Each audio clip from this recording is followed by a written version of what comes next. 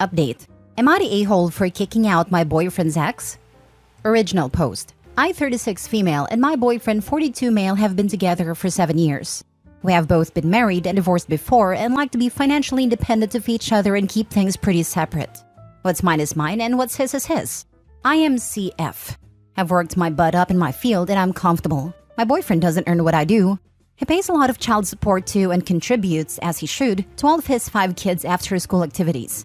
So our deal between us is I pay all of our household bills / loans / food, and he looks after his kids and contributes what he can to our household. 5 years ago, I bought a home for us. I even went as far as buying a home that would suit his kids, so they would feel comfortable when they came and stayed with us. This caused a lot of drama. His ex felt that I was trying to buy the children, and in her words, she only got the house to rub in how much better she thinks she is. I have always kept my distance from his ex. It was a messy divorce for them, which she blamed on me, even though I didn't met my partner until they've been separated for nearly a year. She has a history of DV towards him, and my presence makes it worse. 18 months ago, I got a great job opportunity, which would mean we would need to relocate 12 hours away from our current home.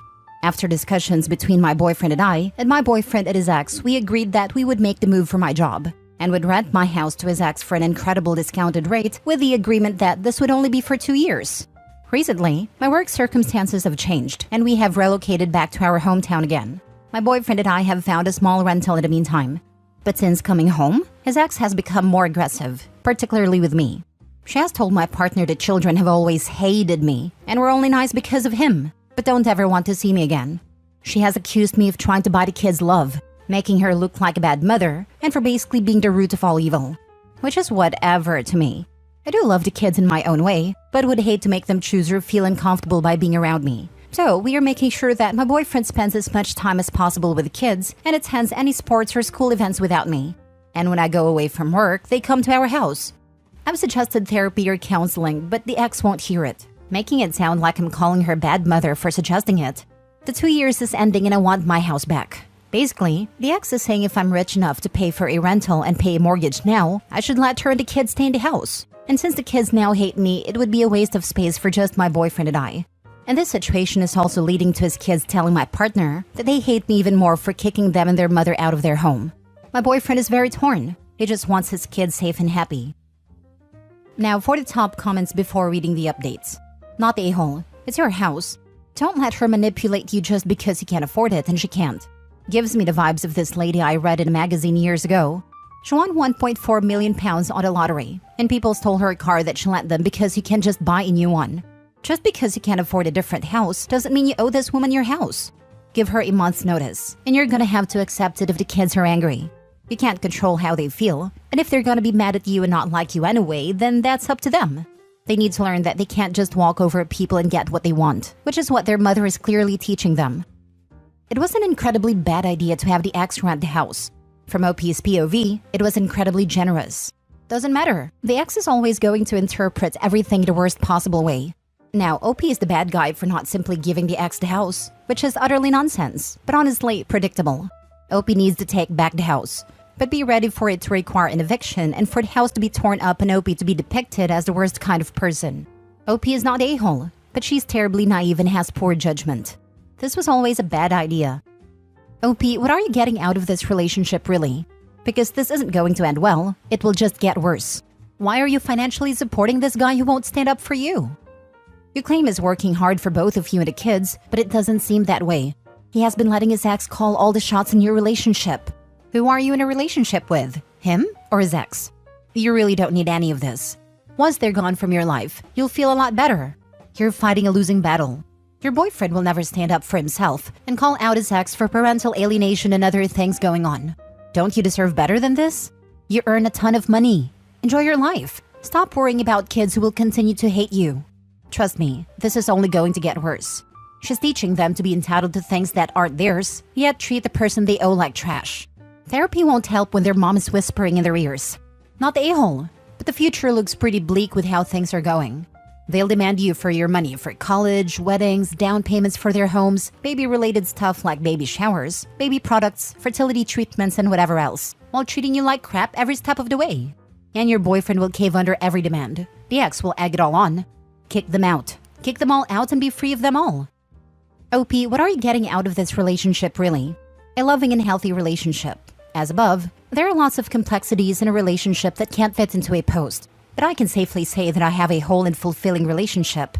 Everything written above does come off as I finance everything, which isn't wrong, but I can, and that's a choice I have made. I have only one living family member and no children, so I'm happy to help out my partner. I agree with some of the commenters here that it was a terrible idea to rent her in the first place, and I was truly naive thinking it would be appreciated by her. And honestly, if I could kick myself, I absolutely would. Isn't retrospect amazing? Lol. After some deep discussions and thought, we will be asking her to leave the house. We have a lease and agent in place, so they will handle that side of it. And my boyfriend understands the fallout. I just feel like guilt towards the children. None of this is their fault. Now for the update 4 months later. I've had some messages for an update on my original post, so if you're interested in the backstory, check out my profile. But ultimately, I wasn't the a-hole. I was the moron.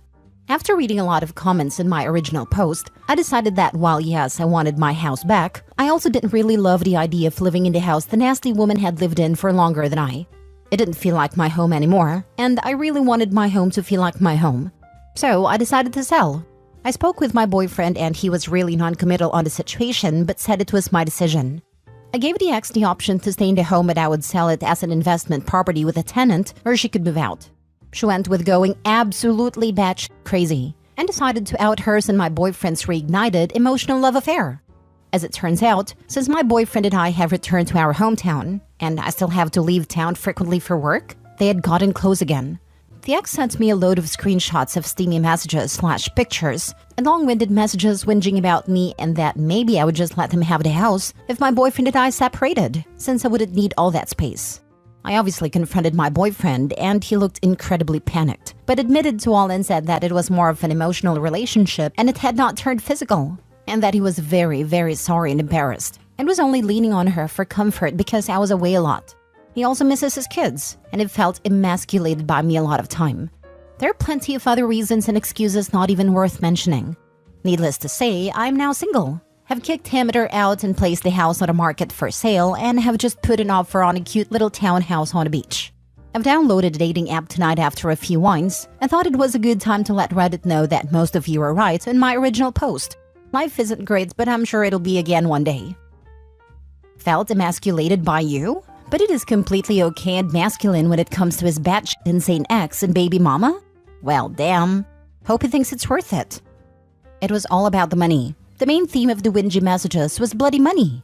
Because I earned more, had more disposable income, also didn't have 5 kids. But what they both failed to see is, I work away 3 weeks a month for 12 hours a day to earn said money. The guy's a bigger idiot than I originally thought. No guy cares about their partner earning more or having more savings, unless there's a very, very good reason to be sketchy about it. In this case, his feeling emasculated about it ain't even close to a reasonable reasoning. But having a crazy chick going ham at every chance she can means that she would put me in a lot of embarrassing situations, and I would feel like walking on eggshells. Now that would be frustrating and emasculating. Honestly, he did you a favor here, and so did she. She exposed it, he confirmed it, and now you got 7 different kinds of headache and trash out of your life. You're better off for it. Yes, this is the update we needed. Can we have an update on if the cheating ex and his manipulative baby mama got back together? Are they struggling now that he hasn't got you paying for literally everything for him, and he now has to support 7 people again? I've been trying really hard to stay as oblivious as possible to their situation. Not really for them, but the kids. Despite what happened between me and their parents, I was a big part of their lives for years, and I do worry that they are now in an unsafe or unstable living situation due to their parents' stupidity/selfishness. So that part hurts to dwell on. But unfortunately, we live in a small town, so I do hear and see things. I was at a local market during the week and recognized one of the kids from a distance and hid. Sure enough, my ex was with her, so my assumption is they are together. It didn't really hurt to see them. It was like watching 2 people be so stupid, but knowing they're too stupid to see it. I'm glad you got rid of the deadweight. Do you know where they ended up? Not a clue. I'm not even sure if they're really together or not. After I confronted him about it all, I told him he could have the rental and I would find elsewhere to live. I left my real estate agent to deal with his ex, and told them some of the situation and that I didn't want to know anything other than when she was out of the house and when the house is sold. So far, I've been told she left the house mid-November. House went on the market mid-December. I've been staying willfully ignorant of their circumstances for my own sanity. Edit. Honestly, I'm a little bit emotional about how nice and supportive you are all being. I've been kicking myself stupid for the last few months about being so obtuse and people pleaser about the whole situation. I'm sure those comments will come, but I can promise everyone, no one is more critical than myself right now. Next story. Am I the a-hole for not inviting my kids to my wedding? I, 48 female, am getting married to a 39 male who never been married before. This is my second marriage. The first ended with my husband cheating on me and moving in with his mistress. He offered me a tidy sum to divorce him. I took that money and moved abroad where I met my now husband. My kids, 27 male and 25 female, are angry they were not invited to my wedding. They found out through my extended family that I'm getting remarried. I'm not in contact with them by choice. They kept trying to make me get along with my exodus mistress. Apparently, I was to graciously roll over and accept their disrespect. I have no desire to be friends with my ex mistress. We got divorced 5 years ago, so they were 23 and 20. They wanted me to be friends with my exodus mistress. My ex wanted me to give my blessings for his relationship. Apparently, I was his best friend and he loved me as the mother of his children, but he was in love with his mistress. He was shocked when I no longer wanted to contact him. My kids thought I should forgive him and be friends. They went as far as to invite me to lunch or dinner with them and then surprise invite my exodus mistress. They would host family events with their significant others and lie to me that ex would be earlier or later, so I did bump into him. Of course, he was always there. They cannot handle the fact that he and I are no longer in speaking terms and want us to get along. Am I the a-hole for not inviting my kids to my wedding? Now for the top comments. Not the a-hole. The way your children have behaved towards you so far, I would be worried that they wouldn't do something wrong at the wedding. Also, I still think it's pretty cold-hearted and selfish for your children and ex-husband to keep confronting you about your ex-husband's cheating and asking for your blessing? What the heck is wrong with them? Your kids are over 20 and should know better. I think they believe me blessing my ex's relationship absolves him of guilt. Their father still maintains I'm his best friend and mother of his children. Who would treat their best friend like this? People say my best friend when they really mean my best doormat. Not the a-hole. Sadly, it may take something like what happened to you to happen to them before they understand. Congratulations on your marriage. I hope they never go through the pain I went through. Thank you. I never thought I would get remarried, but he won me over thoroughly. Not the a-hole. Email something like this to your children. You weren't invited to my wedding because you don't respect my boundaries. On multiple occasions, you have ambushed me with your father's and the woman he cheated on me with's presence at events in which you assured me they wouldn't be there. Your father cheated on me, yet you criticize me and apparently absolve him of the wrongdoing that he did to me. I don't know how your ethical beliefs got so twisted, but this behavior is hurtful and wrong. I'm not in contact with you for those reasons. If you ever decide that there was no justification for your father's cheating and that I deserve to be treated in a loving and respectful way, I will happily welcome you back into my life. Not the a-hole. I was very ready to say you're the a-hole after reading the title. My father been remarried 3 times since our parents divorced, and neither myself or my sisters have ever been invited to any of the weddings, and we always thought we had a good relationship with our dad. If you're not in contact with them for your own mental health, then no, you're not required to invite them. A gentle reminder, you don't have to be the bigger person. You don't have to accept insincere apologies. You don't have to tolerate relationships that drain you. You don't have to spend your whole life showing up for people who have no interest in showing up for you. Last story. Am I the a-hole for telling my ex that her kids were not my problem or my son's problem? My ex, Tammy Lynn, tried to get me to give up my custody of my son so that her new husband could adopt him and they could have a family that did not involve me. I refused. It cost me a lot of legal fees, but I got 50-50 custody of my son. Tammy Lynn and her husband had 2 kids together before she got sick, and a classic guy she left me for left her while she was dealing with cancer. My son was 14 when this happened, and he pretty much took over taking care of his half-brother and sister. It started to affect his schoolwork. I told him that he was a good kid for taking care of his siblings, but not at the cost of his own future. I talked to her about what was going on, and she said that she didn't want anything from her ex. She said that taking child support from him would let him get away and just pay money. I said I fully understood that sentiment, but that if she was going to put my son's future in jeopardy with her stupidity, then I was going to file for full custody and child support from her. She said I was being an a-hole for interfering in her marriage, and that I was still bitter from our breakup. I'm not. I'm happy with the life I have now. I was hurt when she left, and I did want her back at the beginning, but I'm over all that. Before you judge me, please know that she has money and her ex can afford child support. And that I don't think my kid should be working as an unpaid caregiver when he has homework and they can afford daycare and nanny. Not the a-hole. Seems like you're the only one currently advocating for your child, as you should. Navigating complex family dynamics, I prioritized my son's well-being over bitterness, ensuring he thrived despite the challenges thrown our way. Before you judge me, already wasn't judging you. You are 100% correct and not the a-hole. She birthed all those children, so she should take care of them, not your son. Or find someone who does it. It's okay if the older child help when asked, but it's not okay to make them play a parent. Those children have too. Their father should have them if their mother is too sick to take care of them. Not the a-hole. It's great that your kid wants to help his mom, but he's just a kid. He needs to do kid stuff and live a young person's life.